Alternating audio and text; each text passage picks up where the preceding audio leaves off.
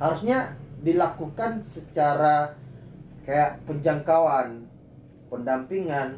Ya mungkin kita diawali dengan pemetaan populasi kunci. Dengan adanya duta genre kami ini bisa membantu mereka-mereka yang melakukan pendekatan dengan mereka yang seperti itu, ataupun dengan orang-orang yang di luar dari sesuai dengan teriak KRR tadi yang diharapkan.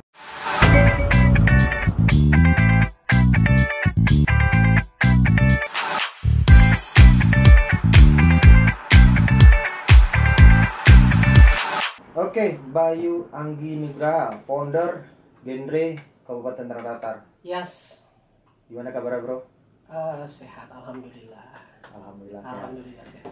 Bro, ceritain dikit dong tentang bagaimana awal mulanya berdirinya Genre di Kabupaten Tanah Datar. Kalau berbicara masalah sejarah pendirian Genre Tanah Datar, duta genre lebih tepatnya, bukan genrenya, itu berangkat dari waktu itu gua coba searching di Instagram, ada pemilihan di provinsi Sumatera Barat, tapi ketika ditanya ke provinsi waktu itu untuk utusan kabupaten belum pernah ada yang Tanah Datar, belum pernah ada sampai tahun 2016 pada saat itu. Kalau nggak salah pemilihan pertama di Sumatera Barat itu dari 2004. Jadi dari situ ada niat untuk coba nih ngajuin, tapi ternyata ada prosesnya. Nah, prosesnya itu kita harus laporan dari dinas terkait. Nah dulu sebelum dinas saat ini namanya PMDPPKB, dulu kalau tidak salah namanya Badan Taskin. Nah jadi harus melapor dulu nih. Nah ketika kita melapor di sana ternyata ada disambut dengan baik, dengan hangat oleh Bapak Ibu di sana. Cuman kita ada beberapa proses yang memang harus disegerakan kalau memang ingin ada perwakilan kita ke provinsi. Jadi dari situ niatan awal, karena Tanah Datar kenapa sih nggak ada pernah ngirim perwakilan ke provinsi, Sedangkan yang lain ada. Benar, kabupaten kota lain ada. Hanya Tanah Datar katanya yang belum pernah nih dari awal. Jadi keinginan gua tuh pengen Tanah Datar di provinsi itu bisalah bergabung untuk kegiatan duta generasi berencana ini. Jadi disambut hangatlah oleh Bapak Ibu di instansi itu. Waktu itu kalau tidak salah ibunya namanya Bu Novira. Jadi kolaborasi dengan beliau, kita langsung nih data saya dikirim ke provinsi dengan tujuan sebagai perwakilan Kabupaten Tanah Datar untuk mewakili duta genre Tanah Datar ke provinsi Sumatera Barat. Namun karena secara penilaian administrasi kita nggak lolos karena ada syarat usia yang lewat, jadi kita hunting lagi untuk cari kandidat yang lain. Nah kurang lebih gitu deh prosesnya, kenapa bisa berdiri, karena saya pengen Kabupaten Tanah Datar itu ada perwakilan untuk di provinsi Sumbar. Nah kalau untuk genre sendiri kan itu namanya generasi berencana ya? Iya benar, kepanjangannya. Kepanjangannya itu generasi berencana. Nah pokok kerjanya genre ini di bidang apa aja nih bro? Soalnya kan kalau di Udauni itu duta wisata, di Rangmudo Putih Bungsu itu duta budaya, ada juga duta bahasa. Nah kalau genre kan duta genre. Nah pokok kerjanya ini arahnya kemana nih bro? Oke. Sebelumnya mungkin ada yang belum tahu apa itu genre. Genre itu generasi berencana. Nah, dutanya namanya duta generasi berencana. Mereka concern ke remaja, teenagers. Jadi memang sebenarnya satu kelas dengan duta lainnya. Cuman kita memiliki bidang yang berbeda.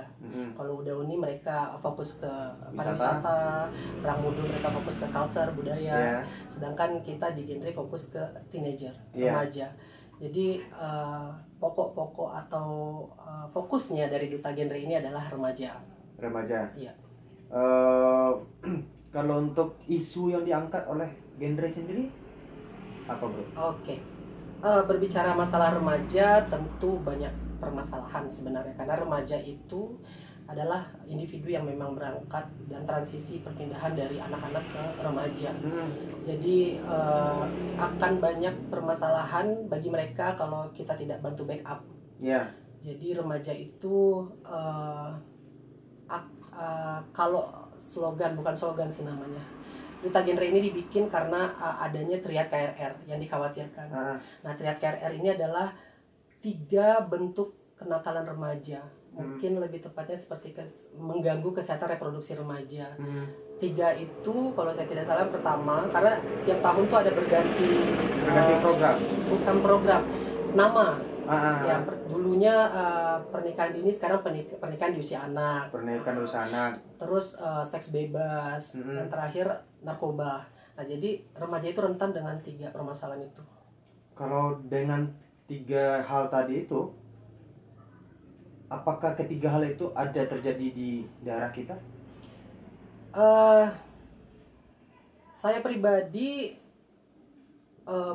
belum menemukan data valid, artinya saya belum mendapatkan data pasti, tapi dari isu yang beredar dan yang berkembang sama beberapa pengamatan dari kami selaku founder, ada memang beberapa yang seperti kasus-kasus tersebut di tanah datar. Dan saya yakin ketika kita misalkan coba hunting data tersebut baik ke dinas sosial ataupun ke dinas kesehatan, itu kalau mereka mau terbuka tentang data, mungkin pasti akan ada. Berarti kayak semacam kasus-kasus yang terjadi itu kayak asusila, kayak ada kasus-kasus mesum lah, kayak di perguruan tinggi kita atau di sekolah-sekolah, itu termasuk titik fokusnya atau ranahnya genre ini? Kurang lebih ya, karena yang terlibat di dalamnya itu adalah remaja. Cara mengantisipasinya gimana nih, Bro? Soalnya kan dalam konteks menyelesaikan suatu masalah itu kan ada penindakan dan pencegahan. Nah, dalam konteks genre ya mungkin dalam segi pencegahannya itu dilakukan kiat-kiat seperti apa aja yang udah dilaksanakan oleh duta genre Tanah Datar sendiri? Sebenarnya ada beberapa unsur di dalam duta genre. Salah satunya itu pendidik dan konselor sebaya. Jadi dari ilmu yang saya dapatkan di konseling S1 dulu, bahwa remaja itu untuk cara pendekatannya mereka harus tarik ulur. Jadi kita tidak bisa memaksakan kehendak dan kita tidak bisa melepaskan begitu saja. Jadi sistemnya, approachingnya atau pendekatan caranya dengan sistem tarik ulur. Jadi artinya remaja ini bisa kita cegah dengan beberapa kegiatan-kegiatan yang positif. Nah, salah satunya kita bikinlah duta genre ini, diharapkan remaja-remaja itu mau join di sini dan nanti bisa merealisasikan program-program yang sudah dibuat. Sejauh ini dari duta genre Tanah Datar 2016 sampai saat ini 2021 sudah banyak program yang mereka giatkan. Sebenarnya gini, Bro. Gua pribadi ya, untuk perilaku yang seperti itu, nah kita 2016 yang gua tahu nih ya, itu kayak penyakit menular HIV kan cukup banyak beredar. 2016. Kalau saya nggak salah, saya punya data itu 61 kasus di Kabupaten Tanah Datar. Nah, otomatis hal-hal yang seperti ini, penularan HIV itu yang saya tahu dari penggunaan jarum suntik bergantian, dari air susu ibu, dari hubungan seksual yang tidak sehat, habis itu dari transfusi darah. Sedangkan untuk transfusi darah, itu penularannya udah bisa dibilang 0,01% untuk terjadinya penularan HIV dari transfusi darah. Kemungkinan kecil. Nah, satu lagi dari air susu ibu. Air susu ibu dengan adanya edukasi kepada wanita yang positif HIV sedang hamil, dengan edukasi itu kemungkinan kecil untuk penularannya bisa diantisipasi. Nah, untuk penggunaan jarum suntik, kondisi sekarang itu narkoba dengan menggunakan jarum suntik udah nggak ada lagi beredar, udah nggak ada lagi keluar.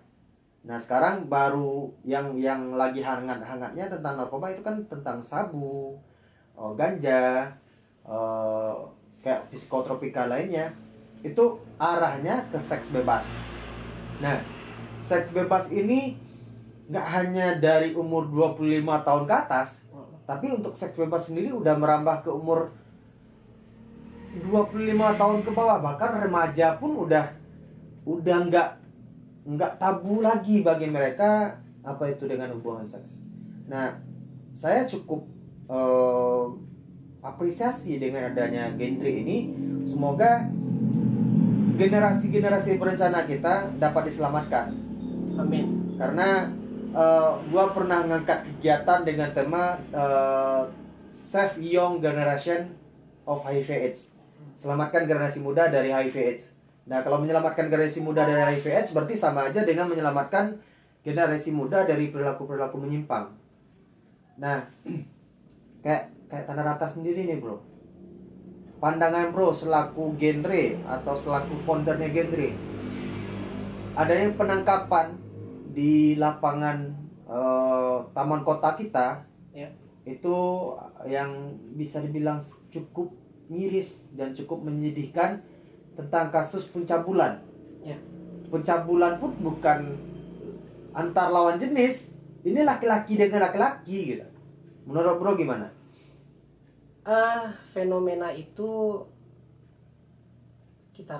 saya rasa bukan fenomena baru ya, karena dari zaman Nabi Lut itu sudah ada. Iya. Jadi sebenarnya tidak perlu kaget lagi. Cuman Tanah Datar itu kan terkenal dengan kota budaya yang memang harusnya memiliki culture yang bagus. Artinya mereka lahan atau ranah di Tanah Datar itu sangat budayais. Jadi harapannya warganya seperti itu juga. Namun kita tidak bisa menutup kemungkinan karena banyak faktornya ya, bisa saja dari pergaulan yang salah, terus tontonan mereka yang salah.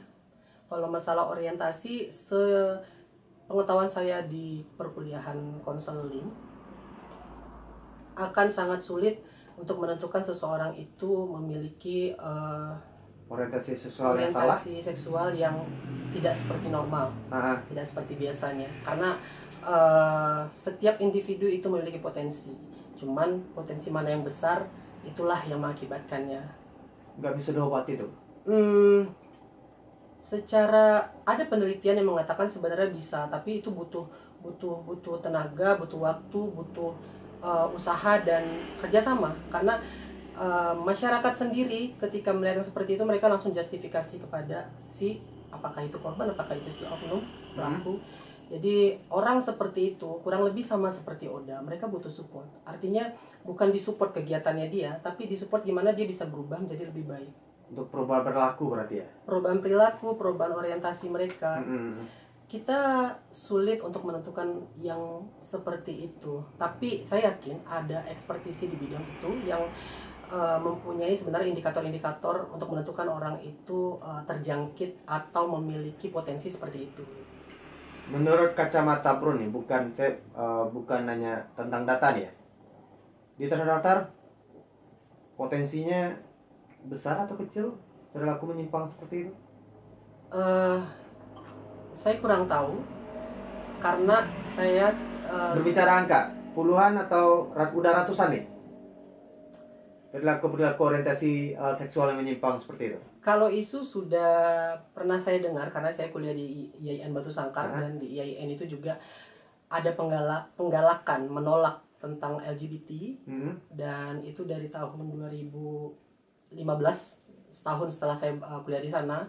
Untuk data kuantitatif saya tidak tahu dan tidak pernah dapatkan, tapi dari isu yang berkembang kabarnya sudah banyak di Tanah Datar ini. Di Tanah Datar udah banyak. Makanya ada event penolakan tentang LGBT. Iya, ada, bukan event tapi seperti penggalakan deklarasi anti LGBT berarti. Seperti orasi, terus seperti adanya pamflet beredar di kampus bahwasannya Yayan Batu Sangkar menolak adanya LGBT seperti itu. Apakah kegiatan seperti itu kayak orasi, kayak deklarasi itu worth it gak? Secara psikologisnya, secara ilmu konseling gitu. Deklarasi itu worth it gak untuk mengurangi nih dampak perilaku menyimpang seperti itu? Tentu kalau berbicara worth it, sebenarnya worth it aja karena kita butuh usaha. Nggak worth it dong, karena dengan melakukan seperti itu berarti kita kan menyebarkan stigma negatif. Kita menyebarkan sekaligus harusnya edukasi di dalamnya. seharusnya yang perilaku menyimpang seperti itu bukan seharusnya di stigma, bukan seharusnya didiskriminasi, tapi harus dirangkul gitu. Iya benar. Selagi mereka dapat stigma, selagi mereka dapat diskriminasi dari orang-orang, apalagi dengan pengumpulan massa melakukan orasi atau deklarasi, ya mereka makin menutup diri. Ya kita nggak bisa pungkiri orang-orang yang berperilaku begitu, mereka melakukan aktivitas itu bukan di tanah datar, bro, Di luar ya. tapi di luar, ya kan? Nah, dengan melakukan orasi seperti itu, mereka makin eksis keluar kita. Jadi kita, kalau menurut gua ya, harusnya dilakukan secara kayak penjangkauan, pendampingan. Ya mungkin kita diawali dengan pemetaan populasi kunci dari perilaku berisiko seperti itu. Siapa nih populasi kunci yang bisa kita pegang, kita minta data dari mereka, dari lingkaran dia siapa aja nih yang lelaki suka lelaki, yang orientasi seksualnya menyimpang. Bagus seperti itu. Kita lakukan pendekatan secara persuasif dengan baik. Nah, mereka nyaman sama kita masukin edukasi konseling ke dia untuk bisa berubah perilaku. Lebih bagus begitu sih, bro. Ya itu effortnya udah besar sih menurut saya. Cuman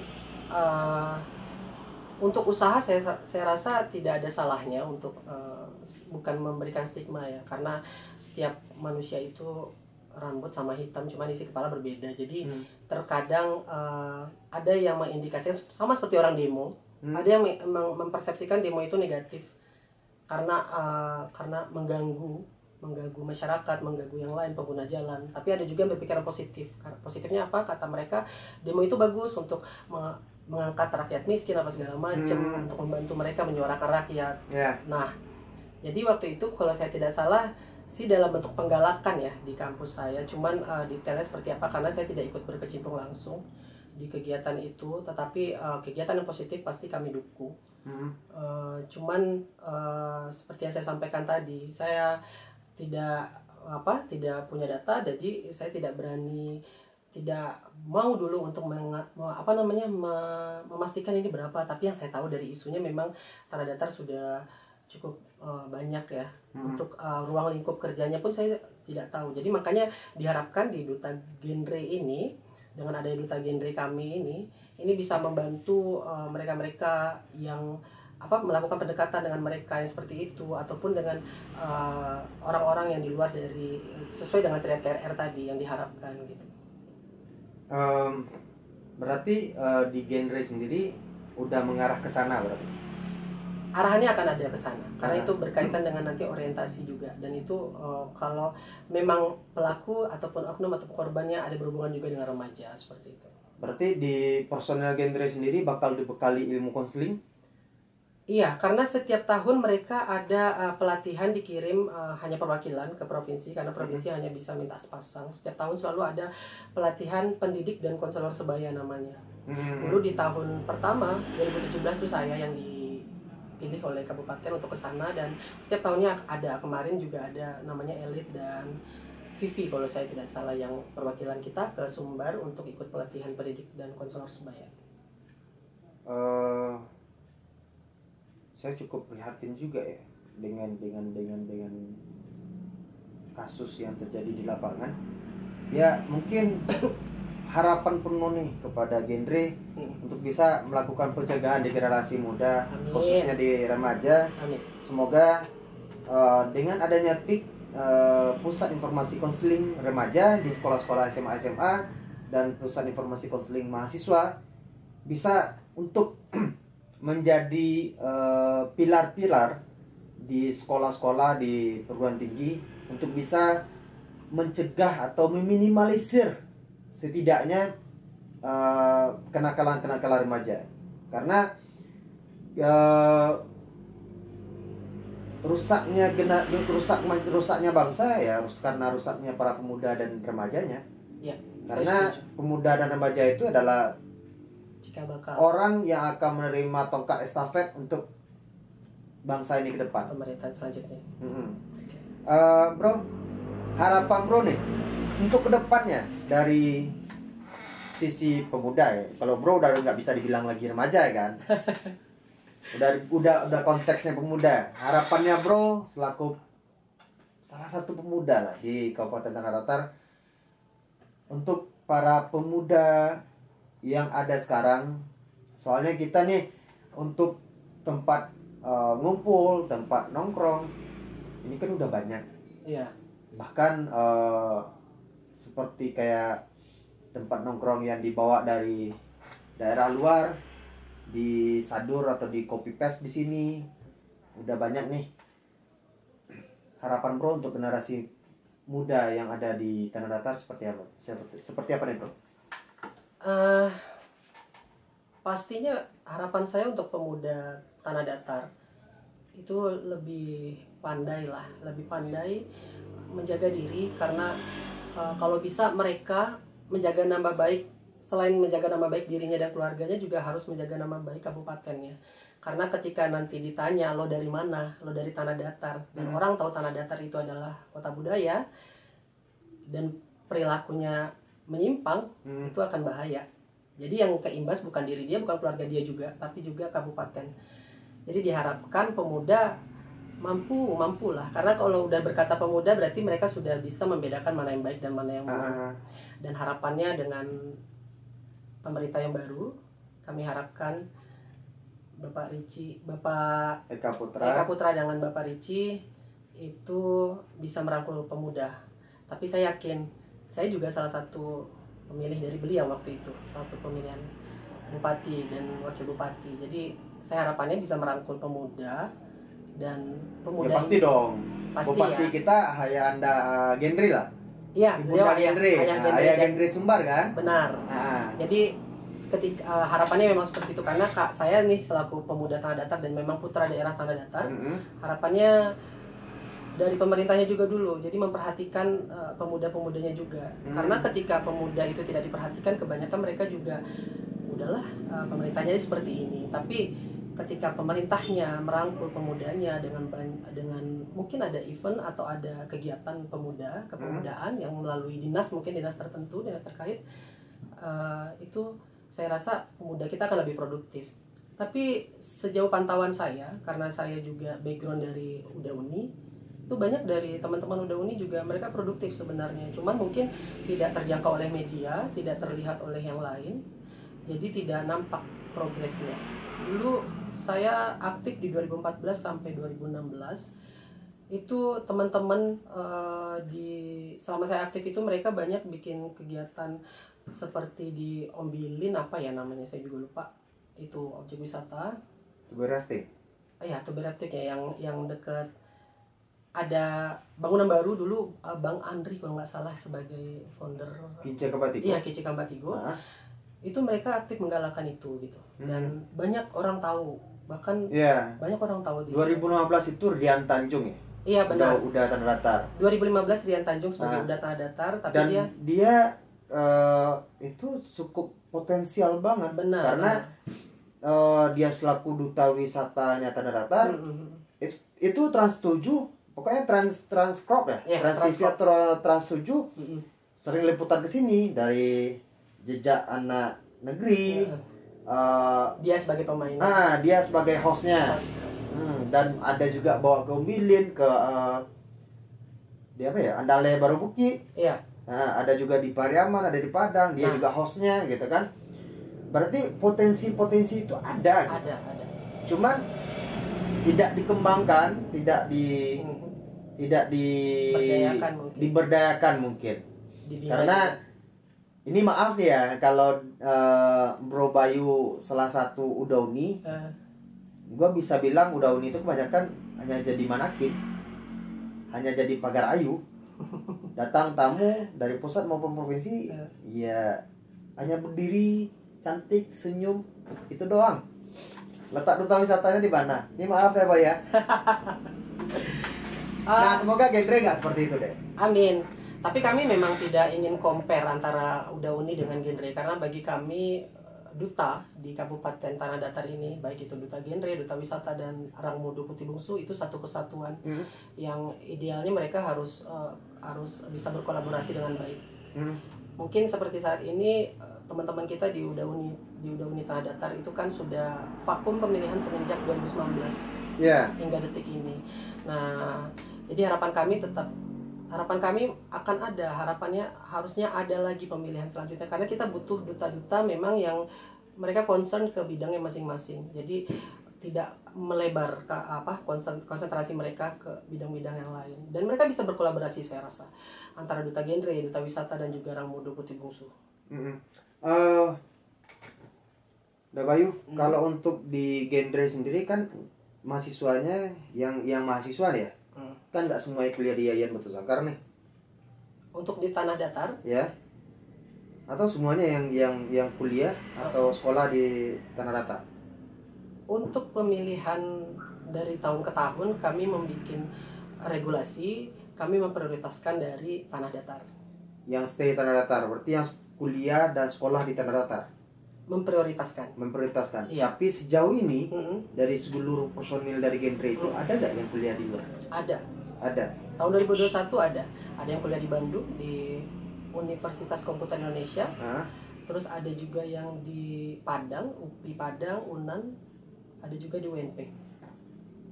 Cuman mereka ingin berkontribusi di Tanah Datar. Kita punya teman, kita punya kandidat runner up 1, si Meli. Itu kan dia memang KTP Tanah Datar, tapi kan bukan asli Tanah Datar, tapi dia sudah stay di sini di Tanah Datar. Jadi, dan dia siap untuk berkontribusi untuk Tanah Datar. Nah, itu dia. Jadi kami sebenarnya tidak menutup peluang bagi mereka yang ingin berkontribusi di Tanah Datar, tapi kami memprioritaskan putra-putri daerah. Ya, kalau berarti bisa dia udah stay di Tanah Datar, udah berKTP Tanah Datar, udah berdomisili Tanah Datar, berarti udah bisa dibilang orang Tanah Datar. Secara legalitas ya. Iya. Tapi kan harusnya dia juga paham Tanah Datar itu apa. Ya, terus budayanya seperti apa. Tapi kan karena dia punya latar belakang Jawa, kan belum tentu juga dia bisa mengerti. Mungkin seperti yang simpel aja kayak pepatah Minang kah itu. Tapi kami menghargai orang-orang yang seperti itu. Mereka mau berkontribusi, mereka mau ikut pemilihan, berarti mereka punya. Iya, berarti secara tidak langsung orang luar aja mau nih berkontribusi untuk Tanah Datar. Kenapa kita harus tolak? Iya. Ya, benar. Seharusnya kita malah